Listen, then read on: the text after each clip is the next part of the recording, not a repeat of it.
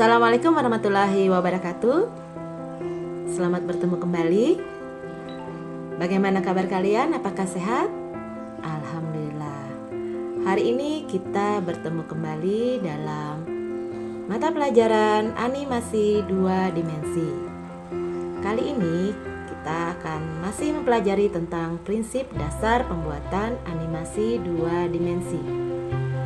Apa saja prinsip dasar dari pembuatan animasi 2 dimensi? Oke, mari kita lanjut untuk slide yang berikutnya.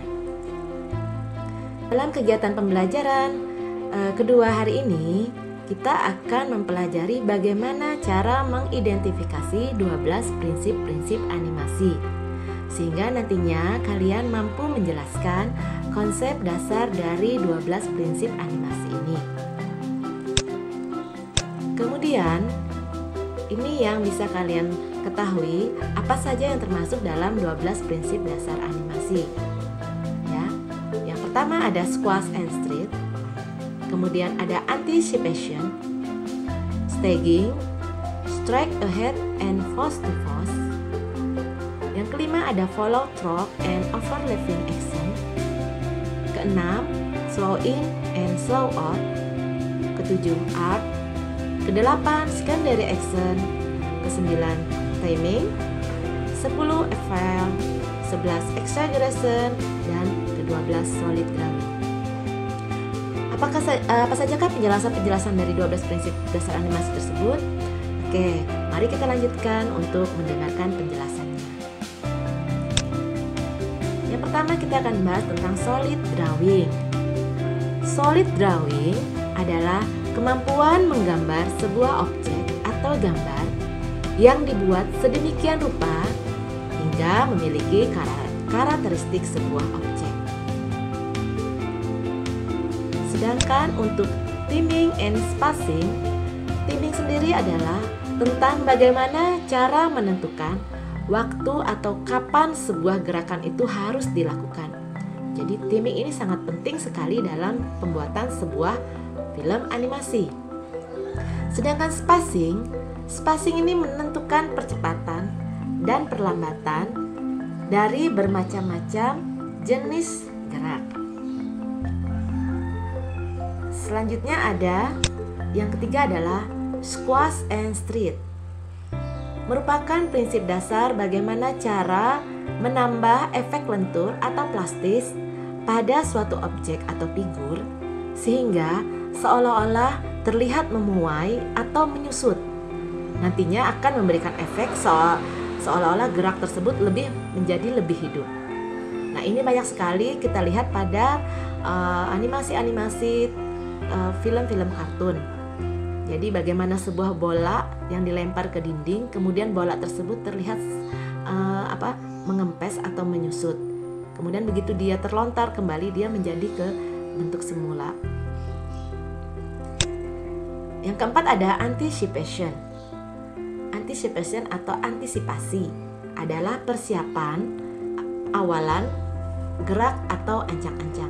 Jadi sebelum kita melakukan suatu gerakan atau suatu gerakan, pasti kita memberikan persiapan awalan atau yang kita biasa sebut adalah ancang-ancang. Contohnya pada gerakan melompat, seseorang yang tadinya berdiri, jadi dia sebelum dia melompat, awal dia berdiri dia harus membungkuk sedikit sehingga akhirnya dia bisa melompat. Tidak bisa berdiri langsung melompat, pasti dia ada sedikit menunduk. Yaitu dinamakan dengan anticipation. Yang kelima ada slow in and slow out. Jadi setiap gerakan pasti memiliki percepatan dan perlambatan yang berbeda-beda. Slow in artinya gerak lambat menjadi cepat. Sedangkan slow out dari gerakan cepat menjadi gerakan lambat. Ini juga biasa terjadi pada banyak kita lihat pada film-film animasi, misalnya gerakan ingin memukul atau gerakan berlari. Jadi ada gerakan slow in-nya, ada gerakan slow out-nya seperti film-film yang kita sering lihat. Jadi terlihat lebih dramatis. Kemudian ada arts. Arts ini adalah pergerakan animasi yang mengikuti pola atau jalur yang berbentuk lengkung. Bisa lingkaran, elips, ataupun parabola. seperti contoh kita melempar bola. Bola kita lempar, otomatis bola tersebut tidak dalam posisi lurus. Kemungkinan dia pasti ada posisi melengkung atau posisi elips ataupun lingkaran berupa parabola. Jadi terlihat dia mengikuti jalur, tapi tidak terlihat jalurnya. Kemudian untuk prinsip dasar yang berikutnya adalah secondary action. Secondary action merupakan gerakan tambahan yang dimaksud untuk memperkuat dari gerakan utama sehingga gerakan tersebut, sebuah animasi tersebut menjadi tampak lebih realistik. Contoh, ketika seorang sedang berjalan, gerakan utamanya tentu adalah melangkahkan kaki sebagaimana kita berjalan.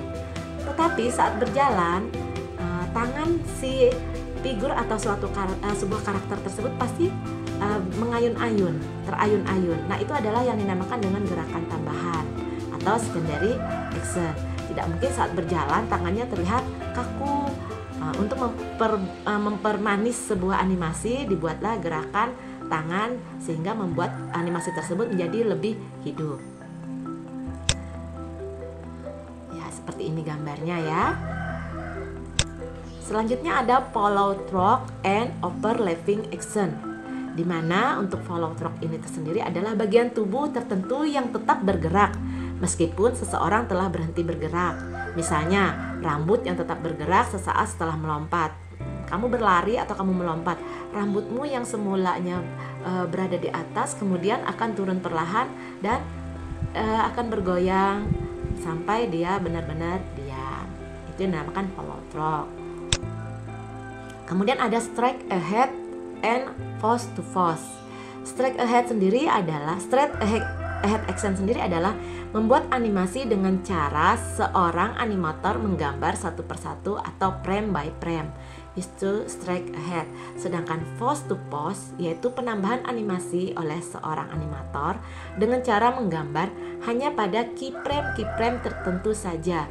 Selanjutnya dilakukan in between atau interval. Nah, ini digambar atau dilanjutkan oleh seorang asisten ataupun animator yang lainnya. Yang ke-10 ada staging. Staging ini adalah di mana sebuah animasi dia meliputi bagaimana lingkungan tersebut dibuat sehingga dapat mendukung suasana ataupun mood dalam sebuah scene. Jadi biasanya berkaitan dengan kamera pengambilan gambar. Jadi misalnya bagaimana orang tersebut terlihat lebih kalau ingin melihat orang tersebut lebih kelihatan berkuasa, lebih kelihatan bagaimana, itu tergantung sudut pengambilan gambarnya. Atau terlihat orang tersebut kecil, dia terlihat seolah menyerah atau apa, tergantung teknik pengambilan gambarnya. Itu dinamakan dengan salah satu dari prinsip dari staging. Kemudian ada yang ke-11 ada avail. Avail tersebut berkaitan dengan keseluruhan look atau gaya visual dalam sebuah animasi. Biasanya kita mudah mengidentifikasinya pada animasi buatan Jepang atau Disney dengan hanya melihat sekilas. Misalnya avail tersebut, contoh seperti kita melihat di SpongeBob itu kan jadi avail dari SpongeBob itu dia terbuat dari busa cuci piring. Nah, itu gayanya sendiri atau gaya Minnie Mouse, dia ada pita. Nah, itu avail atau look dari Minnie Mouse, gaya dia. Jadi berbeda-beda masing-masing karakter. Itu adalah contoh dari avail. Selanjutnya ada exaggeration. Yang ke-12, exaggeration merupakan sebuah upaya dramatisasi sebuah animasi dalam bentuk rekayasa gambar yang bersifat hiperbolis. Jadi dalam bahasa Indonesianya hiperbolis itu adalah yang dilebih-lebihkan. Biasanya digunakan dalam keperluan komedi di mana ingin menunjukkan sebuah perasaan. Contoh misalnya orang saat dia lagi marah di animasi ya, misalnya Donald Bebek lagi marah. Itu terlihat sekali matanya menjadi merah atau matanya melotot keluar. Nah, dalam video nyata kan tidak mungkin mata orang tersebut menjadi keluar. Atau saat berteriak ini memanggil orang sampai giginya keluar atau lidahnya keluar panjang sekali, mulutnya tuh lebar sekali. Nah, itu adalah contoh dari exaggeration, sesuatu yang dilebih-lebihkan. Jadi sifatnya lebih yang tidak mungkin. Nah, ini biasanya diperlukan dalam keperluan komedi saja, sehingga menimbulkan kesan yang benar-benar dramatis, yang lucu, yang sedih, yang tegang. Itu terlihat di prinsip dasar exaggeration. Ya. Demikianlah anak-anak tadi penjelasan Ibu tentang 12 prinsip dasar animasi. Selanjutnya Ibu ingin kalian beraktivitas dengan cara membentuk kelompok yang terdiri dari 3 atau 4 orang. Kalian nantinya akan Ibu minta mencermati sebuah video yang akan Ibu bagikan di dalam kelompok. Kemudian setelah itu kalian membuat ringkasan dari materi video tersebut tentang prinsip dasar animasi apa saja yang ada di dalam video yang Ibu bagikan. Kemudian kalian buatlah laporan dengan menggunakan aplikasi PowerPoint.